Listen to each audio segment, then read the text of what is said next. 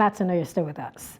The Nigerian government is reportedly contemplating a bold move to curb the free fall of the Naira, blocking access to online platforms like Binance and other cryptocurrency firms. This unprecedented step, revealed by sources with knowledge of the policy option, aims to tackle what officials perceive as rampant manipulation of the foreign exchange market and illegal movement of funds through these platforms. Joining me for more on this is Babatunde Obadero, the CEO of Zitra Investments. He joins me virtually. Hi, Babatunde. Thank you for joining me today. Hi, thank you so much for asking me to join you this morning. I'm delighted to be here. All right. So let's begin by clarifying the legality or otherwise of Binance continued operation in Nigeria. I think it's okay we begin from there. Yeah, that's okay. So talking about legality, the two authorities that are mandated by our law in Nigeria to supervise and regulate our financial service space are the Securities and Exchange Commission, as well as the Central Bank of Nigeria. So as far as Investments and Securities Act and the BOFIA are concerned, those are the two institutions to talk to. And so let's ask ourselves what these two institutions have done on either Binance or related entities or related companies in Nigeria. So we'll go back let's start with the SEC. The SEC, through a circular issued middle of 2023, specifically asked Binance not to do its business in Nigeria. Its reason was that it was not regulated by it, nor registered with it. So that already spells out what the SEC position on Binance is. If we look at the Central Bank of Nigeria, the Central Bank 2 years ago issued a circular disallowing banks to open or allow operations of accounts that are for the purpose of cryptocurrency trading or holding of cryptocurrency. Well, instructively, 2 months ago, the Central Bank has lifted that ban, or at least lifted that ban a couple of months back, but included a caveat. The caveat was that it restricted banks themselves from trading, holding, or paying out in cash proceeds of cryptocurrency transactions. So as far as legality is concerned, the SEC says it is illegal for Binance to operate within our sphere. I think that is clear now. And now it's important because of the noise we've seen online and seen in Nigerian media that that's not a new thing. The SEC said that to at least 6, 7, 8 months back.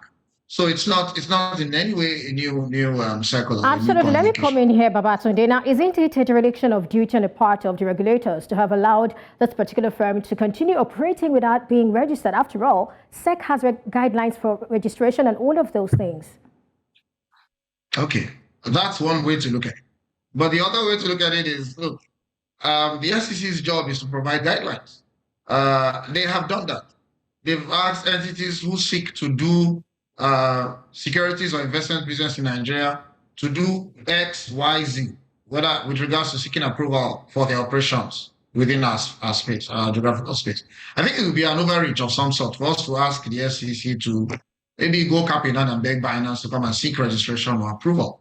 What they've done, based on their mandate, is to issue a communication to the investing public to say, look, if you're going to don't do the business with these guys because X, Y, Z.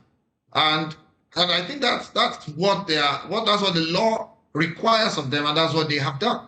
And well, they've also communicated to that entity the same information as well. All right, let's look at, the crux of the matter right now. It's important to me that we try to, demystify this and look into the concerns of the federal government. First, it talks about speculators and money launderers' activities, which contribute to weakening of the Naira on that platform. And it also talked about patronage by, criminal groups for payment of ransom.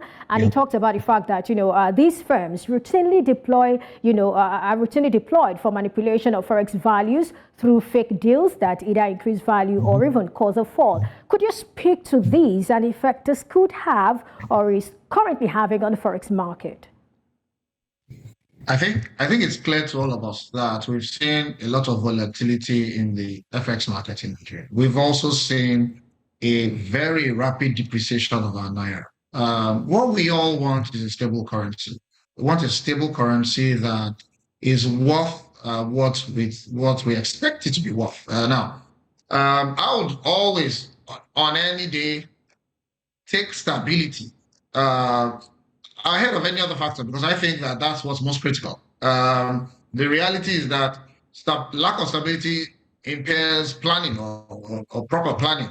So fundamentally, I may disagree fundamentally on whether we need a strong naira or not. And of course, that's not your focus this morning.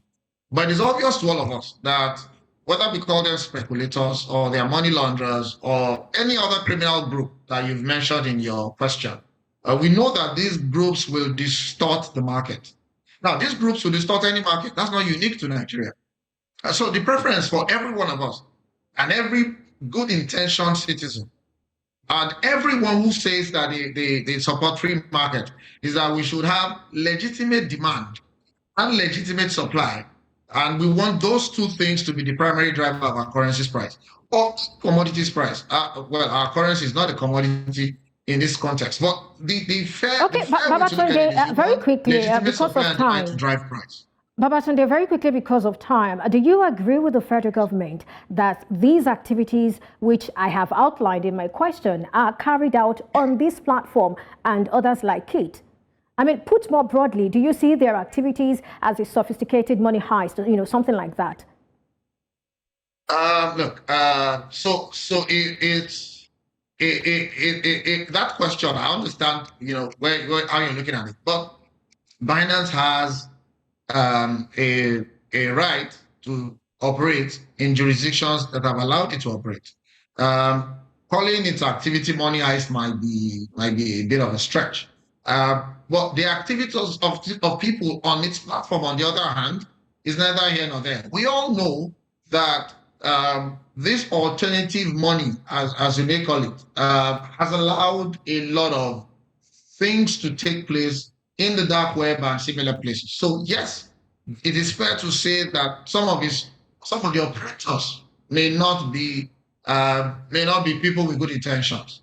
But I think rather than focus on that, we should keep our eyes on how we ensure that we deal with the more important things that may be responsible for the devaluation of our currency, as well as this, of course. But our eyes should be more on the things that are obvious to us all, that are the major drivers of our currency devaluation. What are these major drivers that we should focus on? You mind talking about them in 30 seconds? Yes, please. So look, I am not saying that that's not one of the reasons. What I'm saying is it the only reason? Could there be others? Are there people in the public and private sector who have a strong worry about the volatility of our currency? Do they feel the need to hold our naira, to hold their currency, their monies, their working capital in dollars instead of naira?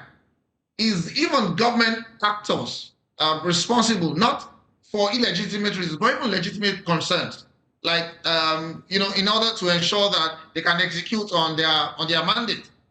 Look, this is a bit of a chicken or egg situation. Which one comes first? Are we going to focus on just the demand side? Are there supply solutions that can address our situation?